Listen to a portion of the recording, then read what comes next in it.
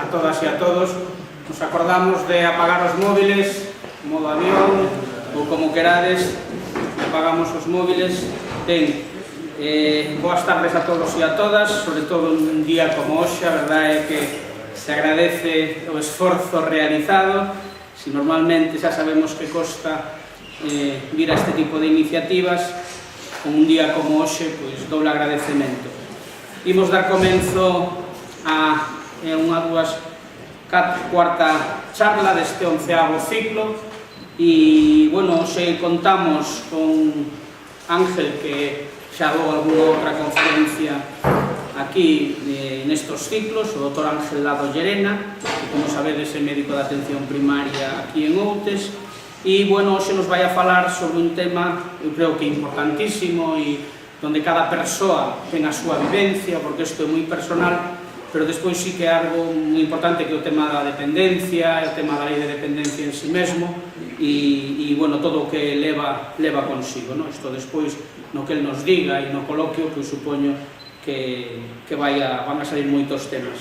Decir que de todos os ciclos que levamos realizados, e este ten, de todas as conferencias que levamos feito, e de todos os ciclos, por suposto, hai unha conferencia que me dixeron xa varias persoas, e a verdade é que non a fixemos nunca, que é o tema dos cuidados paliativos. Esta conferencia non vai por aí, pero, bueno, xa estou comprometido con xente que mo dixo, que ademais eu creo que é interesantísimo e moi importante incorporar ese tipo de conferencia, non? Cuidados paliativos e todo o que ten que ver pois ca vellez, ca dependencia e coa xente que está encamada, pacientes inmovilizados, etc. Eu creo que é algo que temos que incorporar.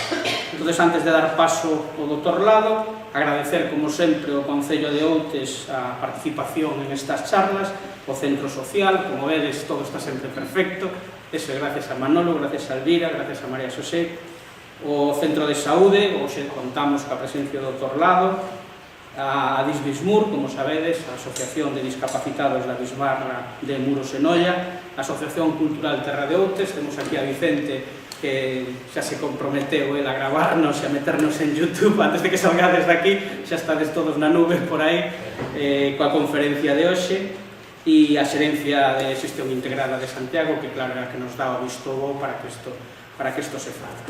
Entón, sin máis, vos deixo con Ángel Lado Llerena, como sabedes, o ancián frágil e a dependencia. Moitas grazas. Buenas tardes, noites a todos. Nada. Está mellor aquí en familia que fora de Achullo. Para mí teño moito gusto en dar a charla. Levo aquí 26 anos, creo que todos nos conhecemos bastante ben. Bueno, escollín este tema porque é un tema realmente de futuro, como veremos. É o que nos abarca a todos, se todo vai ben.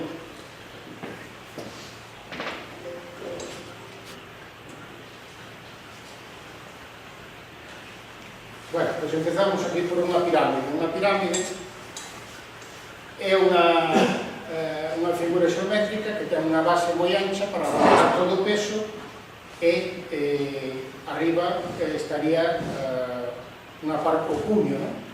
Eso podemos aplicar á distribución das idades nunha poboación, nun estado, nunha comunidade autónoma, nun concello. Naturalmente estarían abaixo os recién nacidos, infantiles, juveniles, os traballadores, os pensionistas e, por último, o que algúns especialistas en envellecemento, que son os geriatras, din os geriatras, os que igual que hai uns pediatras que se encargan dos nenos pequenos que están especializados nos lactantes, pois hai tantos xa maiores de 85 que os geriatras propoñen unha nova especialidade que sería a xerogeriatría, a xeriatría dos vellos. Aquí, como veremos logo, aquí este é o que nos agarda, non? Aquí temos unha pirámide actual, esta é a pirámide actual. Esta do 91, que a línea marrón era a que había hai uns anos, hasta hai 15 anos, perdón, 25 anos. Vemos que tiña ainda unha base ancha, ainda que a parte inferior da pirámide xa estaba estreitándose. Pero o que ocorre agora? Agora, o que está ocorrindo é que, vemos aquí no 2015 en gris, que a base está moito máis estreita. Hai casi tantos maiores de 85 como menores de 4. E agora vemos o que ocorre en Outes. En Outes temos unha pirámide que está ao revés. Non hai nenos, e, sin embargo, hai moitos ancianos maiores de 85. Son máis os maiores de 85 que os menores de 10. Bueno, entonces isto plantexa o problema de quen vai atender a todos estes maiores cada vez que vayamos subindo un escalón para esta pirámide, ¿no? Cando estas personas que están aquí cheguen arriba, quen nos vai atender? Si non vai haber... Xa non é un problema solamente económico, ¿no? En parte a crisis que temos se debe a esta situación, a un envellecemento que nunca ocorreu na historia da humanidade, o que sempre foi positivo, que foi que melloraron as condicións de higiene, de alimentación, de conservación de alimentos e de calidade de vida, pois nos dá esta consecuencia inesperada. E esta, por último, isto é o que está ocurrindo en Galicia.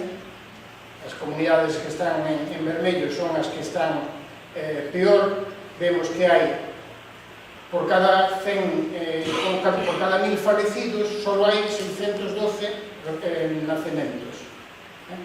Entonces, isto que hai uns anos estaba un poquinho compensado pola inmigración, pola xente de outros países, especialmente de Sudamérica, que viñan para aquí, agora os votamos, entonces, ainda por arriba de que viñan para aquí e de que eran personas con unha natalidade moito maior que a nosa, con moito máis fillos por parella que os nosos, entonces agora están seguindo de volta para os seus países pola crisis e, por tanto, estamos disminuindo a pasos axigantados a poboación.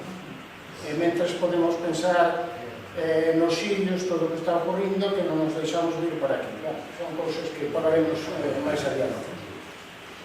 Esa é a realidade, non é política, nem é nada, é simplemente que vemos que hai personas jóvenes e ben formadas, ben preparadas, que queren virse e que non nos deixamos vir, e aquí realmente non vamos a ter que nos cuide.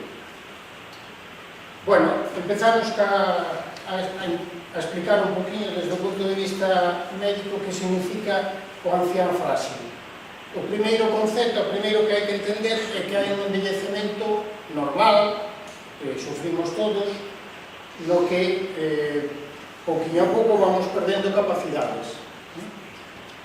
Esta gráfica gustame moito, non sei se verá ben desde atrás, porque é unha gráfica de envellecemento do pulmón. Nós podemos medir o envellecemento do pulmón, podemos saber se collemos a 1000 personas ou a 10.000, se colleron neste caso, e a cada unha lle facemos soplar a ver que cantidad de aire é capaz de expulsar. Toda esa cantidad que se mediría en litros de aire, con un aparato que é o espirómetro, que é o que temos no centro de saúde, e saberíamos ano por ano canto iba disminuindo a capacidade do pulmón. Vai disminuindo un poquinho pouco. Se chegáramos aquí a esta raya, teríamos unha incapacidade. En realidade, incapacidade non é correcto, ahora chamamos de discapacidade, porque incapacidade significa que non, digamos que non vales para nada, pero non existe eso, non? Sempre hai un grado de capacidade dentro da discapacidade. Entón, o correcto ahora, por eso falamos de discapacidade. E se seguimos baixando, se chegaría un momento en que non poderíamos subir unha costa arriba, nin unhas escaleiras, máis adiante non poderíamos caminar en chan sin fatigarnos moito, e chegaría un momento incluso que, estando sentados ou falando, xa nos cansaríamos e non poderíamos manter unha conversación normal. Bueno, todo isto que en última instancia terminaría co falecemento, ocurriría se chegáramos aos 200 anos. Unha persona sana que vai envellecendo, digamos, de maneira saudable, me gusta falar así, porque é o normal, vai perdendo capacidade pulmonar hasta chegar a esta situación si vive o suficiente. Que pasa se fuma ou se fumou? Bueno, se unha persona fumou, perde aceleradamente a capacidade pulmonar.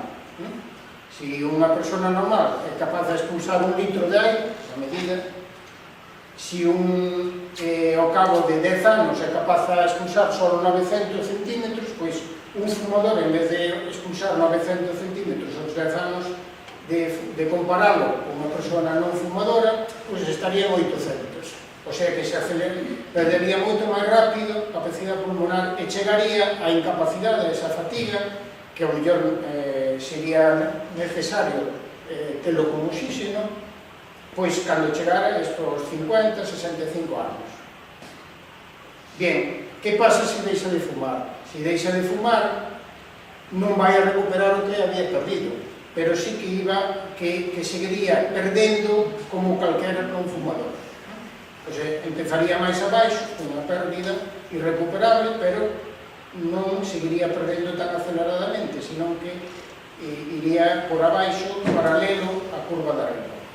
E canto máis tempo fumara, se este o deixou aos 45, empezou aquí e quedou estable, e este que seguiu hasta os 65, xa, aparte de ter pouco recorrido, xa estaría rapidamente, xa estaría na incapacidade, de feito, neste caso concreto. Bueno, esta é unha gráfica feita con moitas persoas, entonces é válida para, non vale para unha persona en particular, pero sí para as grandes poboacións, para saber o que nos ocurre a maioría, non a todos.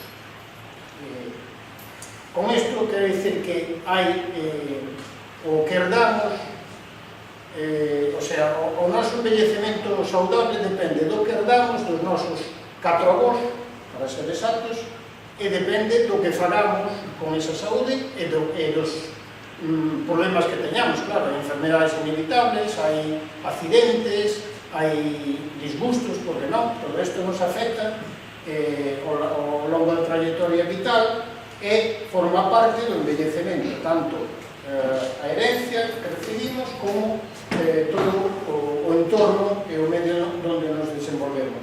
E tamén forma parte do envellecemento. Hai estudios que demostran que os solteiros viven menos que os casados. Bueno, pois posiblemente o ter un entorno de persoas que nos queren e as que queremos tamén influye na supervivencia, na calidade de vida, non me cabe duda, pero tamén na prolongación dos anos. Bueno, aquí non vamos a hablar de darlle anos á vida, senón de darlle vida aos anos, porque olhamos a vida. Eu vivín cando empecé a traballar, pero cada vez pensamos máis na calidade de vida dunha persona que en prolongarlle a vida a costa do que sea, por desgracia se facía. Bueno, igual que o pulmón perde capacidade, pois o corazón, podemos ter un infarto, podemos ter unha enfermedade inflamatoria do corazón, o cerebro pode ter unha embolia cerebral, pode ter un infarto cerebral, os riles poden perder a capacidade de filtrar a sangre e con eso acumulamos tóxicos e podemos ter outras enfermedades debidas ao fallo do ril. O corazón é moi dependente do traballo dos riles. A circulación en xeral, todo isto son enfermedades que teñen que ver ca circulación, que como vemos afecta a todo o organismo. Por exemplo, a diabetes e o tabaco son moi tóxicas porque afectan absolutamente a todos os órganos do corpo. Onde hai un vaso sanguíneo, aí chega a diabetes, aí fai dano a diabetes mal controlada e aí fai dano o tabaco. E logo hai perdas dos sentidos, perdas sensoriales, do ouvido, podemos ter, aparte de oír mal, podemos ter unha infección de oído que nos empeora a audición, ou podemos ter un Meniere, que é un trastorno do equilibrio que tamén deterioraría a audición. Na vista, pois non falemos de cataratas, na cadera, pois ter unha caída a partir da cadera, e que non quedemos totalmente repostos, ou no sistema musculoesquelético. O sea, nos xeonllos e na forza muscular. Podemos perder músculo, é normal perder a idade, pero é un envellecemento progresivo e saudable. Se temos algún problema por enfermedad ou porque nos abandonamos ou porque despois de ter algún problema hospitalario non reanudamos rapidamente a vida activa, perdemos musculatura ca idade en un grado moi acelerado. Bueno, entonces, o importante deso que dixemos, que hai un envellecemento saudable, pero non todos temos esa suerte de ter envellecemento saudable. Algunos vamos a ter eses accidentes que dixemos que fan que haxa un deterioro brusco, unha perda brusca das capacidades, pois por esas cousas que citei, non? E calculase que a mitad teremos a suerte de ter un envellecemento saudable, a outra mitad, de cada 150, pois teremos un envellecemento brusco por culpa de alguna enfermedade como un infarto, embolia cerebral e todos estes problemas que a medicina trata de evitar. De feito, o número de embolias cerebrales diminui moito gracias ao sintrón e aos novos medicamentos que hai para evitar que a sangre se coagule con tanta facilidade. Iso ocórreme de cando cheguei aquí a cantidade de xente que había con parálisis ou parálisis de medio corpo, e agora é moi raro ver unha persona que ten esa desgracia. Evidentemente, sigue habendo, pero con moito menos proporción.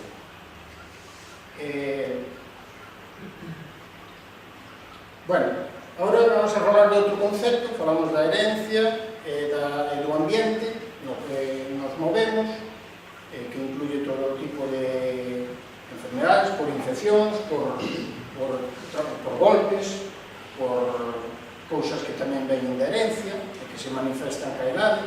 Bueno, outro concepto é os síndromes seriáticos, que é un síndrome. Bueno, hai moitas enfermedades, se usted me di que ten dolores musculares, fiebre e tos seca, pois resulta que estamos nunha época de gripe, eu penso que hai unha gripe, non? Eso sería ter uns síntomas que me son explicados, entón eu fago un diagnóstico, que é gripe, e indicarei o tratamento oportuno, non? Cando hai moitos síntomas que son moi frecuentes e que poden corresponder a moitas enfermedades, entonces non podemos agrupar eses síntomas en enfermedad concreta, entonces chamamos de síndromes, o que é un montón de síntomas que corresponden a moitas enfermedades e que normalmente esas enfermedades non teñen un tratamento, non? E iso ocurre, claro, naturalmente nas persoas maiores. Non vamos a investigar por que perde a orina normalmente nunha persona maior que lle empezou pouquinho a pouco e, bueno, pois tería problemas dos partos en malas condicións, pode ter infeccións de orina, pode ter moitas cousas, pero non vamos a facer un estudio con todos os aparatos disponibles como se fora unha persona de 20 anos, non? Porque non procede, vamos, que non é nin é rentable, nin leva a ningún resultado interesante. Bueno, pois hai esos síndromes, esos conxuntos de síntomas na persona maior, que son as caídas, porque son producidas por inestabilidade, pois, por ter as rodillas gastadas e que non se sinten ben, pois por non sentir ben o corpo, por ter sensación de flotar ou de non sentir ben, por non ver ben, todo iso influye, por non oír, se non ten un menier, ten unha enfermedade que produce trastorno de equilibrio, todas esas cousas pequeniñas sumadas, pois dan ese síndrome que son as caídas. Esa persona cae tontamente con facilidade. E ainda por encima, como non é capaz a asegurarse, o sea, a agarrarse a algo ou a caer de unha maneira suave, pois vai a sufrir golpes fortes. Bueno, outro síndrome é a pérdida de memoria, porque perdemos memoria. Bueno, pois perdemos memoria por moitas enfermedades diferentes, non só por Alzheimer, senón por moitos problemas que dependen tamén da circulación. pequenos infartos cerebrales que van producíndose ao longo do tempo, pois producen exactamente igual a unha demencia como a Alzheimer, que non é unha demencia igual, pero o tratamento segue sendo, digamos, inútil.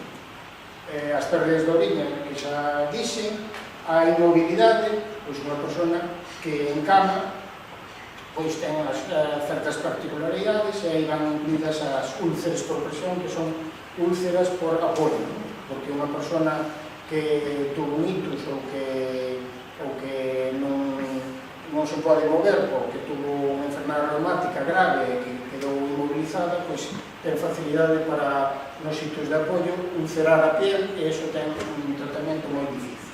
Bueno, pois esos son os síndromes, uns cuantos síndromes, aquí hai outros máis, que serían estos, a polifarmacia, que ainda que parece mentira, tamén é un grupo de enfermedades, ou de síntomas, mellor dito,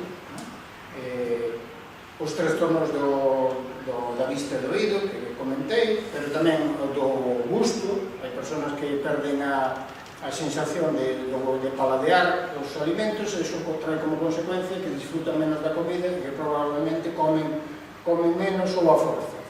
E incluso hai problemas do olfato, tamén. Hai unhas enfermedades que producen pérdida do olfato brusca e non se recuperan nunca máis. Afortunadamente son casos raros, pero hai os. Logo hai os trastornos nutricionais, unha persona que perde o apetito, ca idade, e por máis cousas que se fan non se encontra unha causa concreta, pois iso o problema é que igual que perde o apetito, se perde peso, pois tamén perde músculo, e iso sí que é un problema, non nos importaría que unha persona con sobrepeso perdera só grasa, pero se perde grasa e músculo, só músculo, pois esa persona vai a ter moitas máis posibilidades de ter un problema para defenderse, para moverse, para camiñar, para poñerse a roupa, etc. Falaremos despois disso. O delirio tamén é un problema frecuente en anciáns, por moitas causas. Por exemplo, en persoas que oen é moito máis frecuente porque interpretan cousas que oen ao redor como algo ofensivo para eles, como se sinten minusválidas e minusvaloradas, pois tenden a interpretar as cousas a tremendo. Entonces, a veces pensan mal, e hai delirios de celos, e hai delirios tamén, a veces se depende da personalidade do anciano, previa. E logo a depresión, por suposto, pois unha persona que se lle ven un mundo encima porque veñen desgracias familiares, a morte dun fillo, os seus amigos que van fallecendo, o que non acepta o paso dos anos e quere estar como antes. Bueno, todas esas cousas son síndromes porque teñen moitas causas e, como dixen antes, moi difíciles de tratar, ainda que algunhas sí poden tratarse. Evidentemente, se falamos de incontinencia de orina, de pérdida de orina, non creo que se considere un tratamento poñer de absorbentes, non? Entonces, por iso me refero a que non hai un tratamento. Bueno, agora, despois destes dous conceptos, vamos a seguir poniendo conceptos.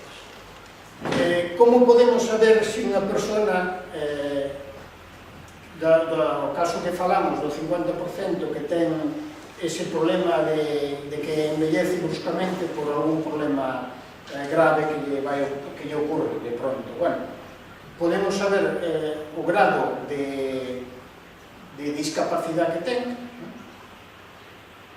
mediante un cuestionario, facendo unhas preguntas que non nos importan, que está aí o cuestionario na seguinte diapositiva, pero o único que queremos saber si ten ben as actividades básicas da vida diaria, que son as actividades que nos permiten comer pola nosa man, camiñar polo noso pé, lavarnos a nós mesmos ou ducharnos, que nos permiten facer as cousas máis elementales sin depender de outra persona para sobrevivir. Pois eso, poñer a roupa, esas cousas básicas. Iso é o test, que sería este, que non se ve, pero bueno, sería... tampouco vexo, non sei. Si camiña, dáselle unha puntuación, se sube e baixa escaleiras outra puntuación, se vai ao baño outra puntuación, todas esas cousas se miden e se fai un cálculo aproximado para comparar con outros e ver o grado de dependencia que ten. Bueno, e logo hai outras actividades que son menos básicas, que son máis complexas, que son actividades encadenadas, que non é simplemente unha actividade de abotonarse, que son as actividades que son instrumentais da vida diaria. Iso quer dizer que son actividades que, como cociñar, como chamar por teléfono marcando o número, como conducir, como ir á compra, como lavar a roupa, non só ducharse un, senón lavar a roupa, usar os deterxentes oportunos, poñer a secar toda esa combinación de cousas encadenadas que non se fan con facilidade. De feito, hai dúas cousas que me chamaron a advertencia. Unha, que cando unha persona perde memoria, que non é a única causa, pero cando unha persona perde memoria, deixa de facer, deixa de cociñar. A mellor, se invitaba aos netos a comer ou a casa e extraía algo, pois en vez de facerlle a comida, pois dalle unhas palomitas ou qualquer cosa así improvisada, porque non é capaz a facer o que facía antes, sobre todo postres elaborados e todo eso. Iso é un síntoma de que esa persona ten un problema de memoria ou mellor de mobilidade. E despois hai outro concepto tamén moi importante que nesto os homens somos discapacidades funcionais, o sea que seríamos capaces de facelo se superamos, pero como nunca o fixemos, como nunca fixemos a comida, pois non somos capaces a facelo. Ese é un problema grave, porque isto estaría alterado. A hora da verdade, de salir e arreglarnos por nós mesmos, pois estaríamos discapacitados, neste caso.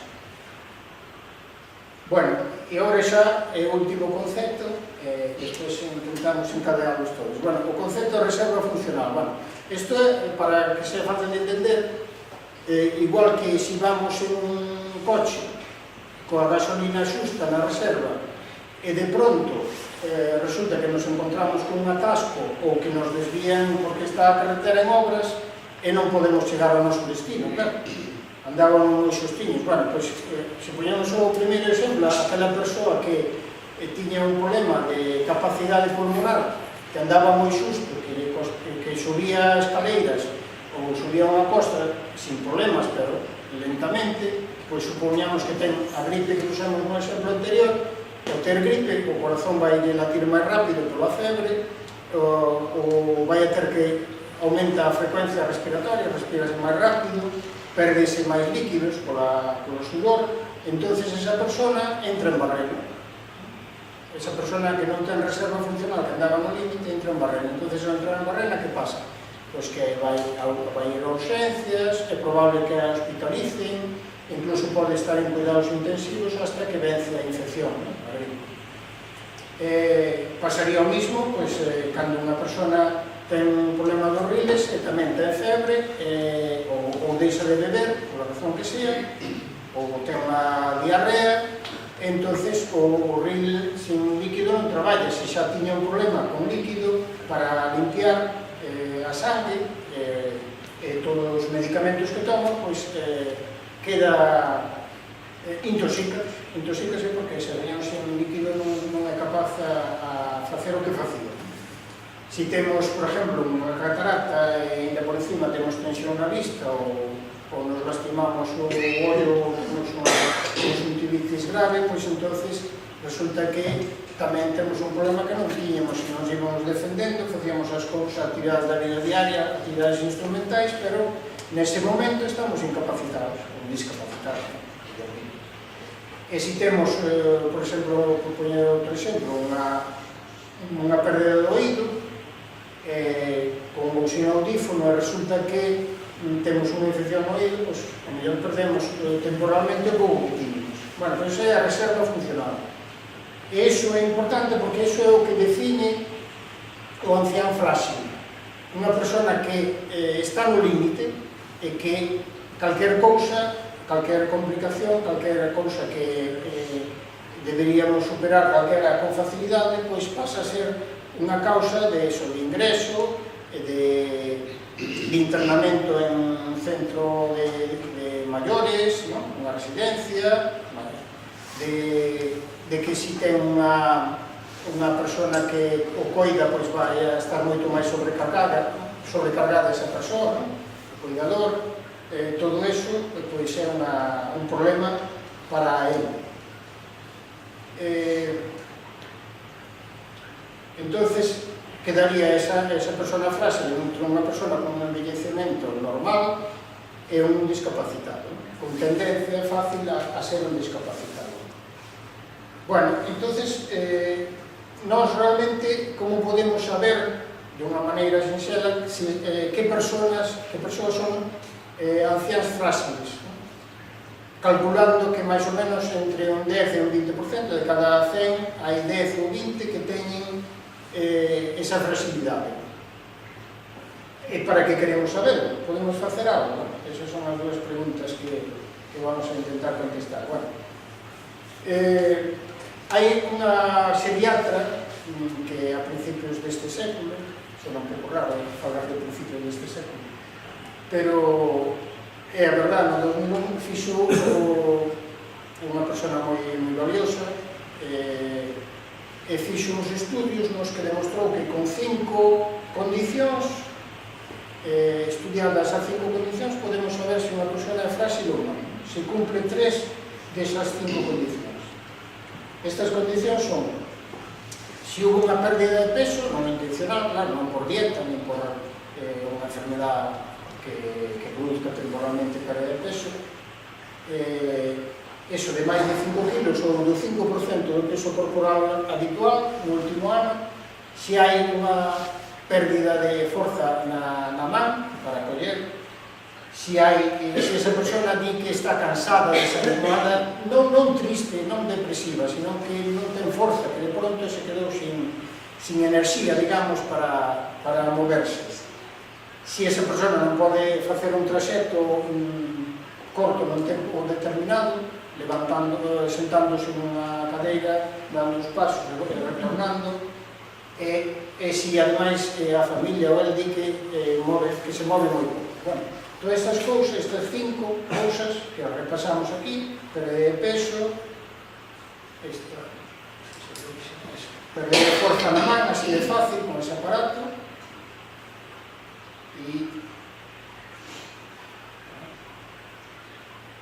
y esto,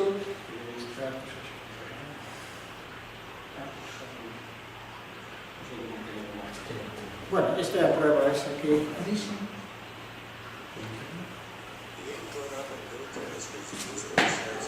Solo eso medindo o reloj, o tempo que tarda en facer eso,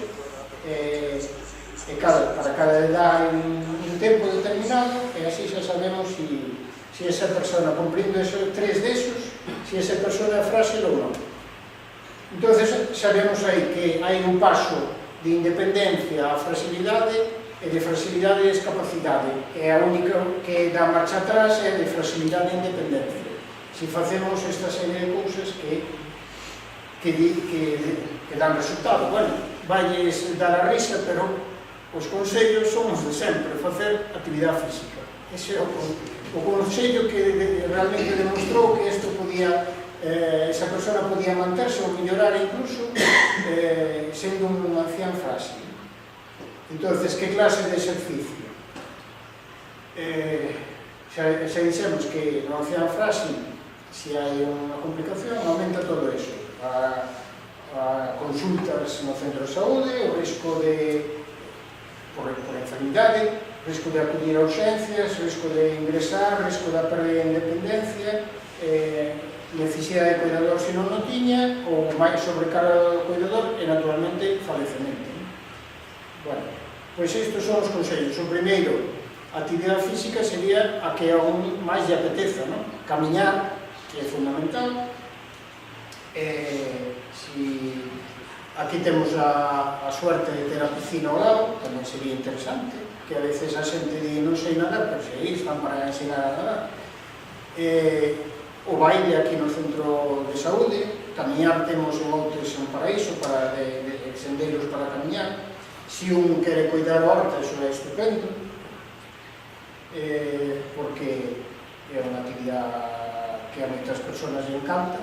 A min, desde que vin que as persoas cando deixan de poder traballar no campo, se volven discapacitadas para iso, que é cando máis triste se ponen, pois eu tamén traballo no campo, que fora. Isto, se fora posible tamén valería. Calquer cousa que un faga é actividade. E, por certo, en todos os casos debese deixar que esa persona faga todo o que poida facer, ainda que lle leve tempo. Non axudar a vestirse, se fai a comida, non axudar a facer a comida, cousas levar pesos e a tarteira, si, pero procurar que faga todo o posible. E se non pode facer iso, que poña a mesa, que a quite, todo ese tipo de cousas que a veces nos parece que por educación temos que quitarle a persona maior, pois iso é un erro. Cada cousa que fai é positiva.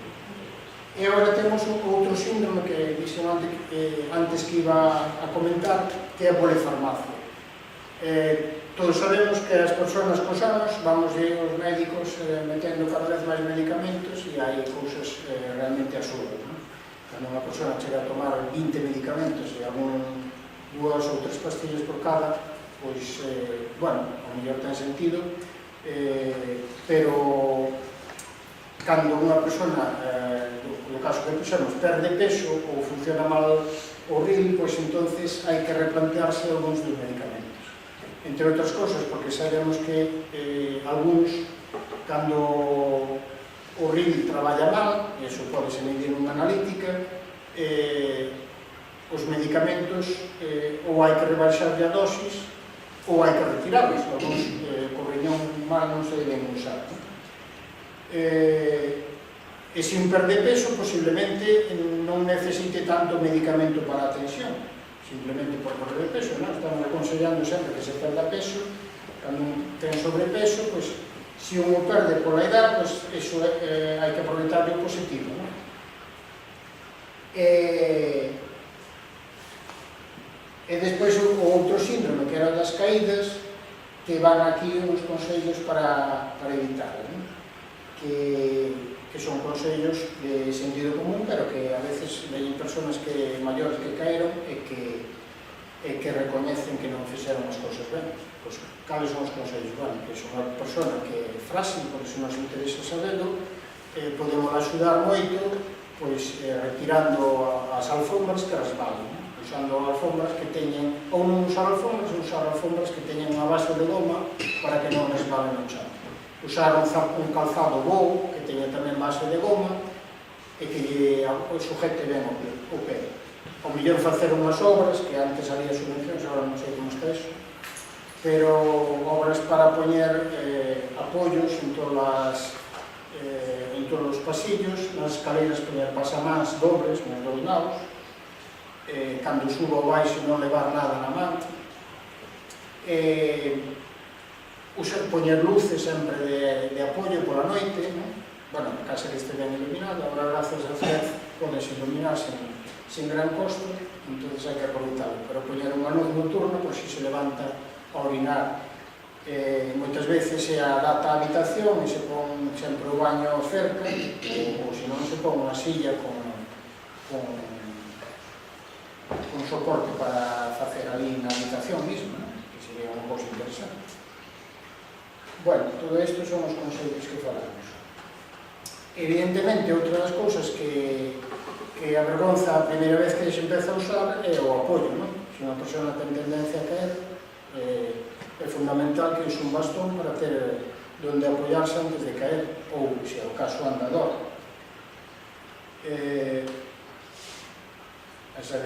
Non ter nada no chan das habitacións, na escaleira, ter sempre cuidado de non poñer cousas na escaleira, que é unha causa frecuente de caídas. E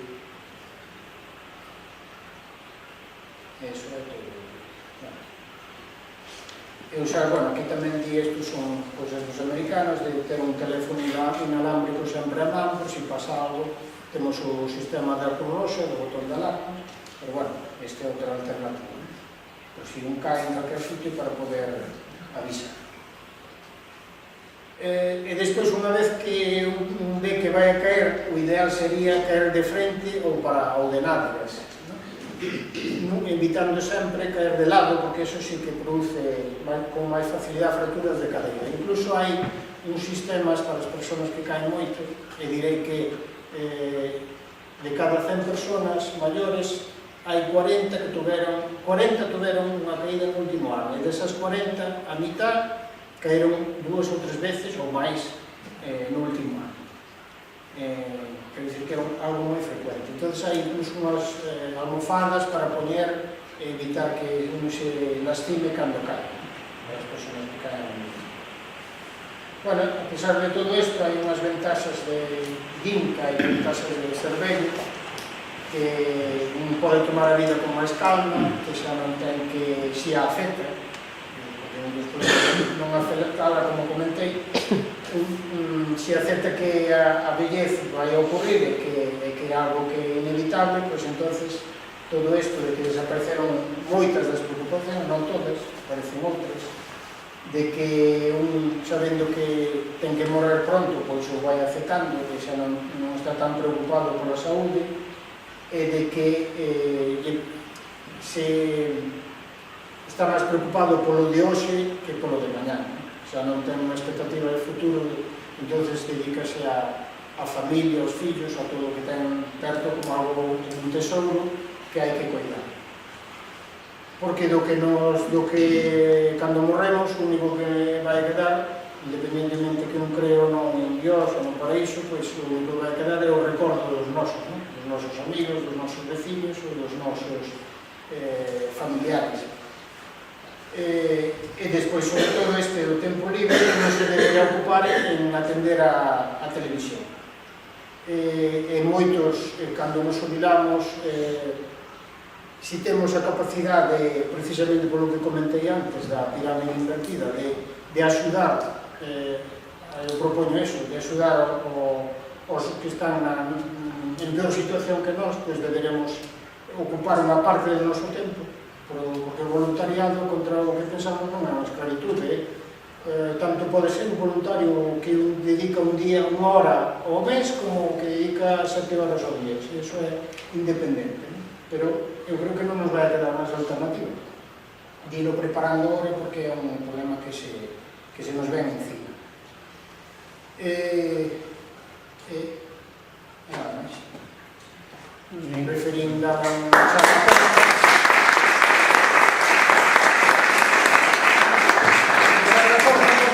unha pregunta,